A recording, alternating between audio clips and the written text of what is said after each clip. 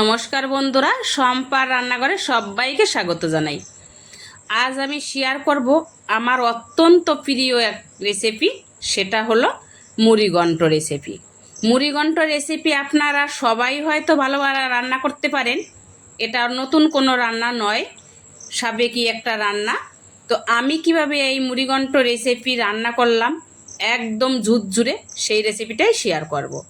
চলুন তাহলে দেখে নেওয়া যাক আমার এই রেসিপিটা কিভাবে আমি তৈরি করি।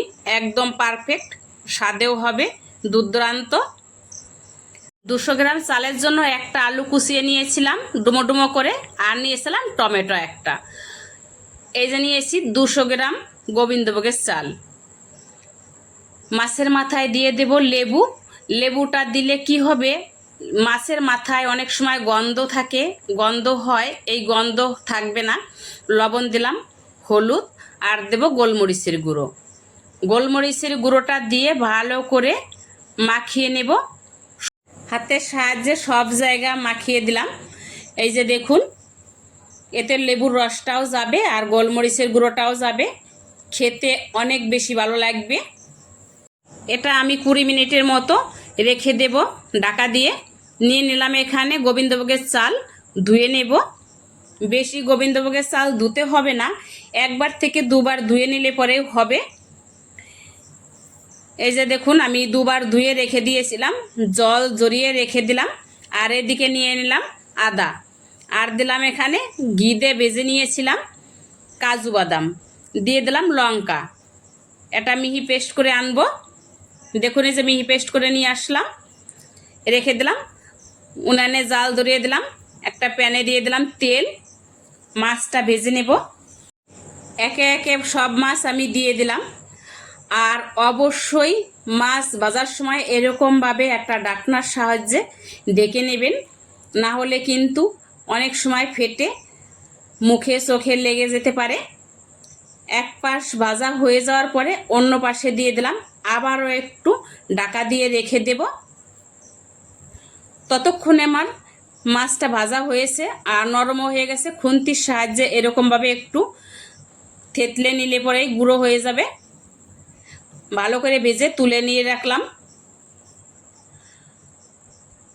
সব তুলে রেখে আমি ওই তেলেই দিয়ে দেব এখানে কেটে রেখেছিলাম ডুমো ডুমো করে আলুটা ভেজে রেখে দেব। বেশি তেল দেব না, অল্প লবণ দিয়েছি আর অল্প দিয়েছি হলুদ। ভালো করে ভেজে তুলে রেখে দেব। এই মাছের মাথার ভিতরেই রেখে দিলাম। আর ওই প্যানেই দিয়ে দিলাম সামান্য তেল আর ঘি। ঘিটা অবশ্যই দেবে, ঘি দিলে পরে ফ্লেভারটা অনেক ভালো আসে। দিয়ে দিলাম এলাচ, দারচিনি, আর 3টে শুকনো লঙ্কা, তেজপাতা, অল্প জিরে। ভালো করে একটু নেড়ে নেব।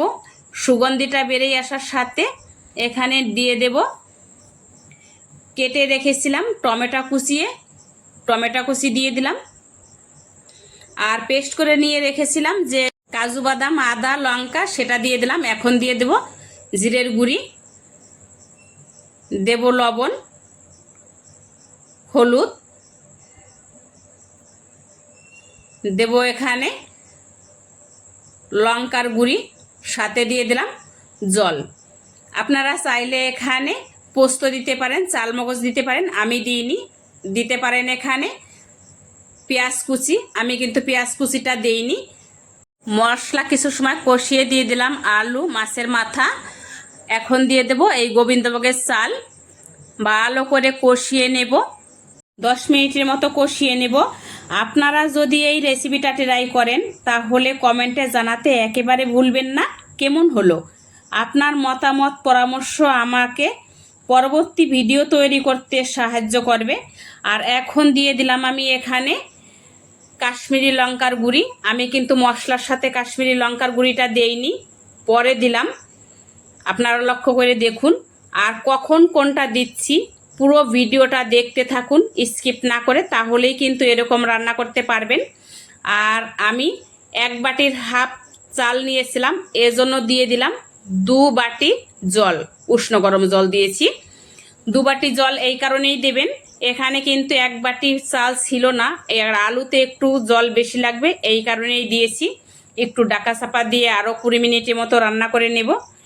কত সুন্দর কালার এসছে দেখুন কাশ্মীরি লঙ্কার গুঁড়ি পরে দেওয়াতে। আর এখন দিয়ে দেব অল্প পরিমাণে গরম মশলা আর 1 চামচ ঘি, একটু নেড়ে মিশিয়ে নেব।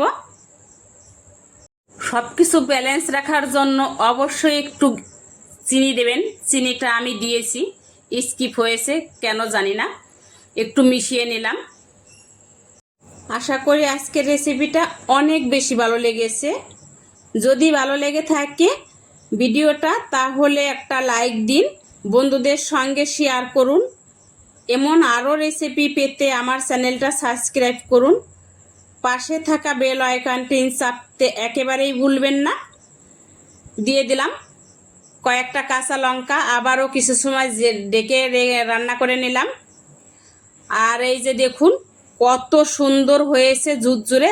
আর সব শেষে দিয়ে দিলাম এখানে ধনিয়া পাতা কুচি দিয়ে মিশিয়ে নিলাম। কয়েকদিনে আমি ভিডিও দিতে পারছি না, আর আপনাদের পরিবারেও যেতে পারছি না, তো আপনারা সবাই জানেন আমার শরীর কতটা খারাপ ছিল, এখন একটু ভালো হয়েছি। আর এই অবস্থাও আমি ভিডিও বানাচ্ছি আপনাদের জন্য, যেহেতু আমাকে আপনারা অনেক অনেক ভালোবাসা দিয়েছেন, এই কারণে আপনাদের সাথে না শেয়ার করতে পেরে আমার খুব কষ্ট হচ্ছে। আপনাদের মাঝে না এসে যেন আপনারা আমাদের পরিবারের একজন হয়ে উঠেছেন। আপনাদের সাথে কথা বলে আমার অনেক বেশি ভালো লাগে, কারণ আপনারা সবাই আমার জন্য অনেক আশীর্বাদ করেছেন, ঠাকুরের কাছে ডেকেছেন যাতে আমি তাড়াতাড়ি সুস্থ হই। আর এখন অনেকটাই সুস্থ, আমি ঠিক আপনাদের পরিবারে চলে যাব সময় মতো। আপনারা এভাবে আমাকে ভালোবাসা দিয়ে পাশে থাকেন, সামনে আমার এগিয়ে যেতে সাহায্য করবেন।